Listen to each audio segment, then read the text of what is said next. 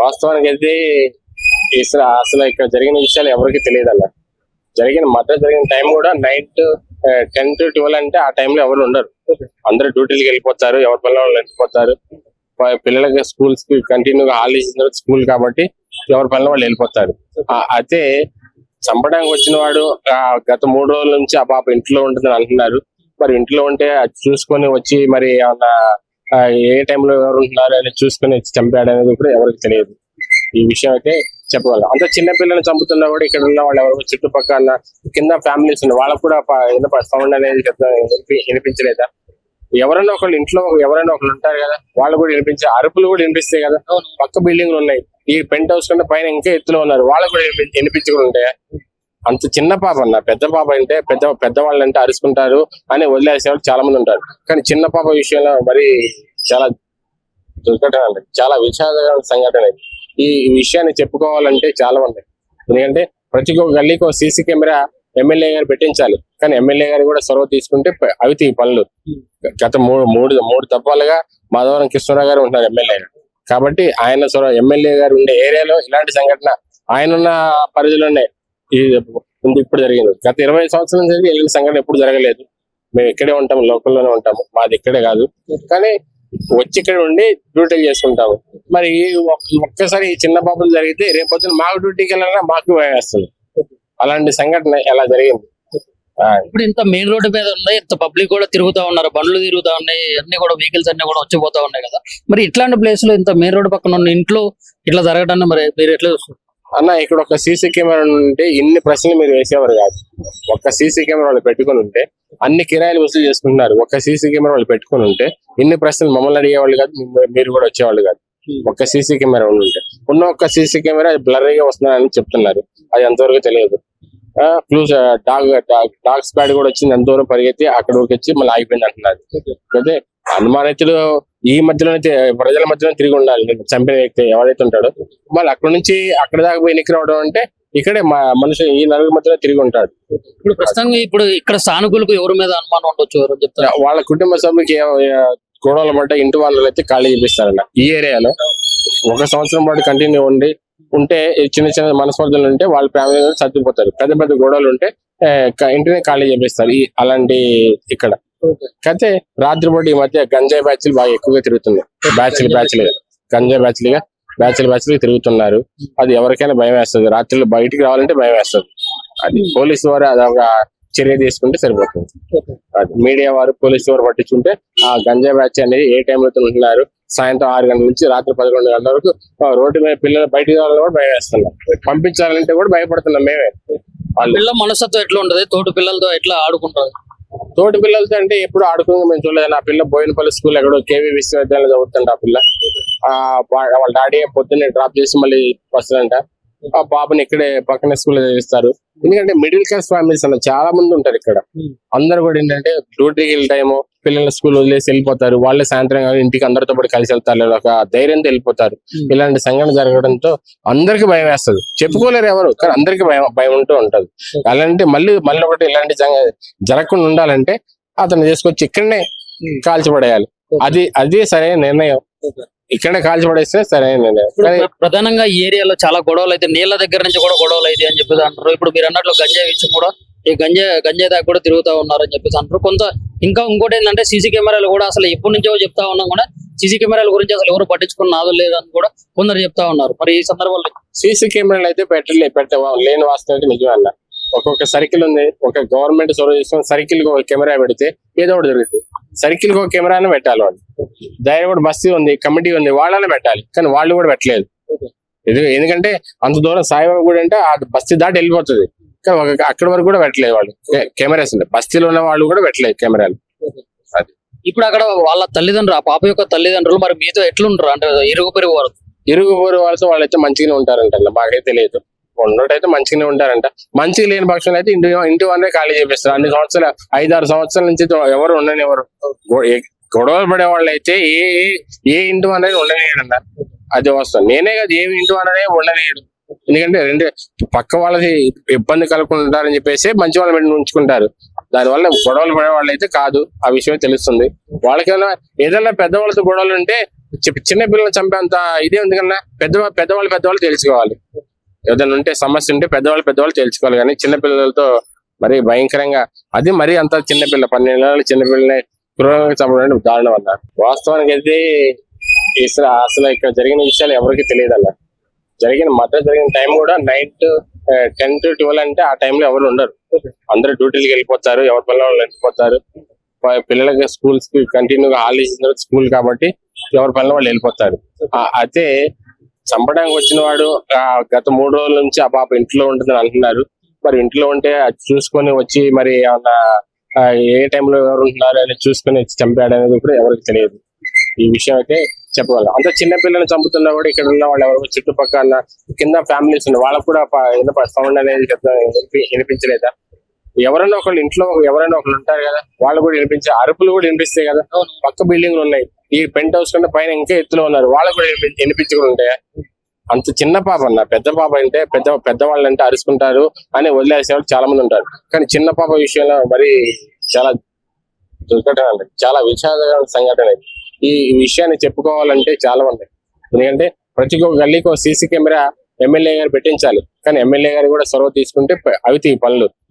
గత మూడు దఫాలుగా మాధవరం కృష్ణరావు గారు ఉంటున్నారు ఎమ్మెల్యే గారు.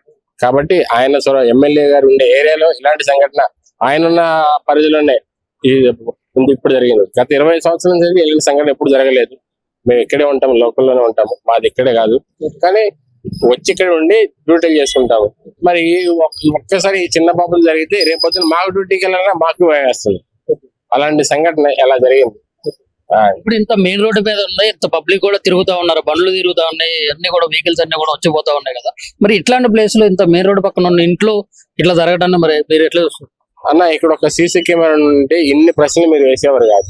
ఒక్క సీసీ కెమెరా వాళ్ళు పెట్టుకుని ఉంటే అన్ని కిరాయిలు వసూలు చేసుకుంటున్నారు. ఒక్క సీసీ కెమెరా వాళ్ళు పెట్టుకుని ఉంటే ఇన్ని ప్రశ్నలు మమ్మల్ని అడిగేవాళ్ళు కాదు, మీరు కూడా వచ్చేవాళ్ళు కాదు.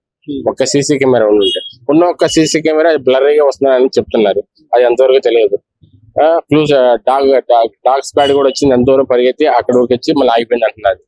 అయితే అనుమానితులు ఈ మధ్యలోనే ప్రజల మధ్యలో తిరిగి ఉండాలి. చంపిన వ్యక్తి ఎవరైతే ఉంటాడో మళ్ళీ అక్కడ నుంచి అక్కడ దాకా పోయి ఎన్నిక రావడం అంటే ఇక్కడే మనుషులు ఈ నలుగురు మధ్యలో తిరిగి ఉంటాడు. ఇప్పుడు ప్రస్తుతం ఇప్పుడు ఇక్కడ స్థానికులకు ఎవరి మీద అనుమానం ఉండొచ్చు, ఎవరు చెప్తారు? వాళ్ళ కుటుంబ సభ్యులకి గొడవలు పడ్డ ఇంటి వాళ్ళు అయితే ఖాళీ చేపిస్తారన్న. ఈ ఏరియాలో 1 సంవత్సరం పాటు కంటిన్యూ ఉంటే చిన్న మనస్పర్ధలు ఉంటే వాళ్ళ ఫ్యామిలీ సర్దిపోతారు. పెద్ద గొడవలు ఉంటే ఇంటిని ఖాళీ చేపిస్తారు. అలాంటి ఇక్కడ అయితే రాత్రిపూట ఈ మధ్య గంజాయి బ్యాచ్లు బాగా ఎక్కువగా తిరుగుతున్నాయి.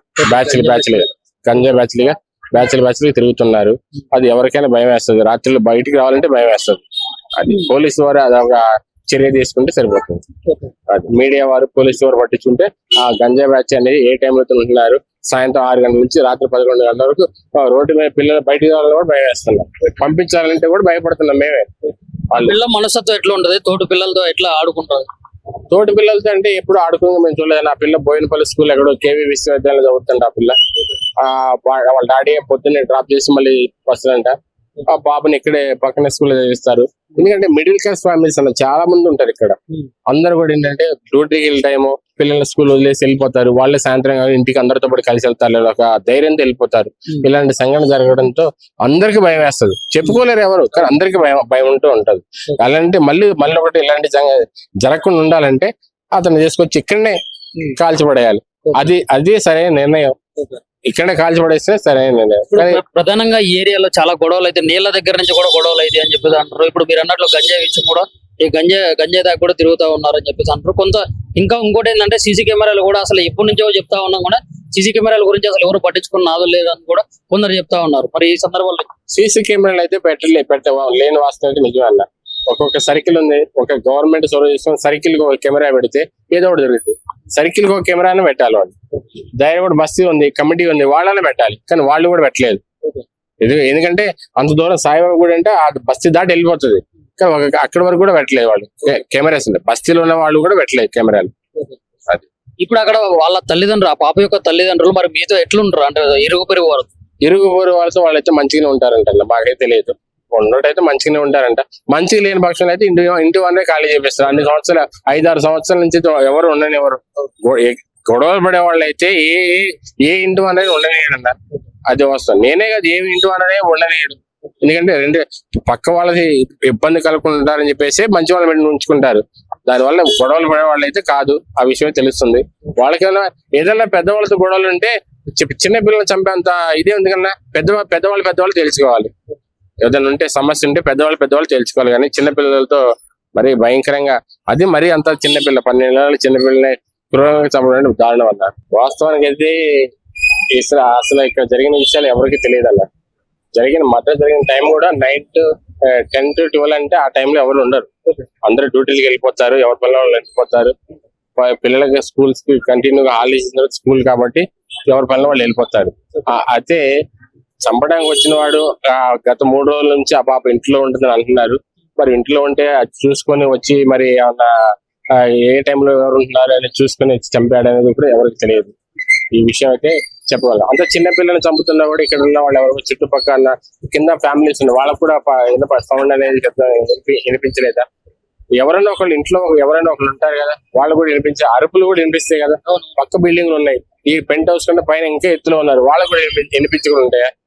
అంత చిన్న పాప అన్న. పెద్ద పాప అంటే పెద్దవాళ్ళు అంటే అరుచుకుంటారు అని వదిలేసేవాళ్ళు చాలా మంది ఉంటారు. కానీ చిన్న పాప విషయంలో మరి చాలా దుర్ఘటన అండి, చాలా విషాదకరమైన సంఘటన. ఈ విషయాన్ని చెప్పుకోవాలంటే చాలా ఉన్నాయి. ఎందుకంటే ప్రతి ఒక్క గల్లీకి ఒక సీసీ కెమెరా ఎమ్మెల్యే గారు పెట్టించాలి. కానీ ఎమ్మెల్యే గారు కూడా చొరవ తీసుకుంటే అవితి పనులు. గత మూడు దఫాలుగా మాధవరం కృష్ణరావు గారు ఉంటున్నారు ఎమ్మెల్యే గారు. కాబట్టి ఆయన చొరవ, ఎమ్మెల్యే గారు ఉండే ఏరియాలో ఇలాంటి సంఘటన ఆయన ఉన్న పరిధిలోనే ఇప్పుడు జరిగింది. గత 20 సంవత్సరాల నుంచి ఇలాంటి సంఘటన ఎప్పుడు జరగలేదు. మేము ఇక్కడే ఉంటాము, లోకల్లోనే ఉంటాము, మాది ఇక్కడే కాదు. కానీ వచ్చి ఇక్కడ ఉండి డ్యూటీలు చేసుకుంటాము. మరి ఒక్కసారి ఈ చిన్న పాపలు జరిగితే రేపొద్దున మాకు డ్యూటీకి వెళ్ళాలన్నా మాకు భయం వేస్తుంది. అలాంటి సంఘటన ఎలా జరిగింది. ఇప్పుడు ఇంత మెయిన్ రోడ్డు మీద ఉన్నాయి, ఇంత పబ్లిక్ కూడా తిరుగుతా ఉన్నారు, బండ్లు తిరుగుతా ఉన్నాయి, అన్ని కూడా వెహికల్స్ అన్ని కూడా వచ్చిపోతా ఉన్నాయి కదా. మరి ఇట్లాంటి ప్లేస్ లో ఇంత మెయిన్ రోడ్డు పక్కన ఉన్న ఇంట్లో ఇట్లా జరగడాన్ని మరి మీరు ఎట్లా చూస్తారు అన్న? ఇక్కడ ఒక సీసీ కెమెరా ఉంటే ఇన్ని ప్రశ్నలు మీరు వేసేవారు కాదు. ఒక్క సీసీ కెమెరా వాళ్ళు పెట్టుకుని ఉంటే అన్ని కిరాయిలు వసూలు చేసుకుంటున్నారు. ఒక్క సీసీ కెమెరా వాళ్ళు పెట్టుకుని ఉంటే ఇన్ని ప్రశ్నలు మమ్మల్ని అడిగేవాళ్ళు కాదు, మీరు కూడా వచ్చేవాళ్ళు కాదు. ఒక్క సీసీ కెమెరా ఉంటే ఉన్న ఒక్క సీసీ కెమెరా బ్లర్గా వస్తున్నారని చెప్తున్నారు. అది ఎంతవరకు తెలియదు. ప్లస్ డాగ్ స్క్వాడ్ కూడా వచ్చింది, ఎంత దూరం పరిగెత్తి అక్కడ వరకు వచ్చి మళ్ళీ ఆగిపోయింది అంటున్నారు. అయితే అనుమానితులు ఈ మధ్యలోనే ప్రజల మధ్యలో తిరిగి ఉండాలి. చంపిన వ్యక్తి ఎవరైతే ఉంటాడో మళ్ళీ అక్కడ నుంచి అక్కడ దాకా పోయి ఎన్నిక రావడం అంటే ఇక్కడే మనిషి ఈ నలుగురు మధ్యలో తిరిగి ఉంటాడు. ఇప్పుడు ప్రస్తుతంగా ఇప్పుడు ఇక్కడ స్థానికులకు ఎవరి మీద అనుమానం ఉండొచ్చు, ఎవరు చెప్తారు? వాళ్ళ కుటుంబ సభ్యులకి గొడవల పడ్డ ఇంటి వాళ్ళు అయితే ఖాళీ చేపిస్తారన్న. ఈ ఏరియాలో 1 సంవత్సరం పాటు కంటిన్యూ ఉంటే చిన్న చిన్న మనస్పర్ధలు ఉంటే వాళ్ళ ఫ్యామిలీ సర్దిపోతారు. పెద్ద పెద్ద గొడవలు ఉంటే ఇంటినే ఖాళీ చేపిస్తారు. అలాంటి ఇక్కడ అయితే రాత్రిపూట ఈ మధ్య గంజాయి బ్యాచ్లు బాగా ఎక్కువగా తిరుగుతున్నాయి. గంజాయి బ్యాచ్లుగా తిరుగుతున్నారు. అది ఎవరికైనా భయం వేస్తుంది. రాత్రిలో బయటికి రావాలంటే భయం వేస్తుంది. అది పోలీసు వారు అదొక చర్య తీసుకుంటే సరిపోతుంది. అది మీడియా వారు, పోలీసు వారు పట్టించుకుంటే ఆ గంజాయి బ్యాచ్ అనేది ఏ టైంలో ఉంటున్నారు, సాయంత్రం 6 గంటల నుంచి రాత్రి 11 గంటల వరకు రోడ్డు మీద పిల్లలు బయటికి రావాలని కూడా భయం వేస్తున్నాం. పంపించాలంటే కూడా భయపడుతున్నాం మేమే.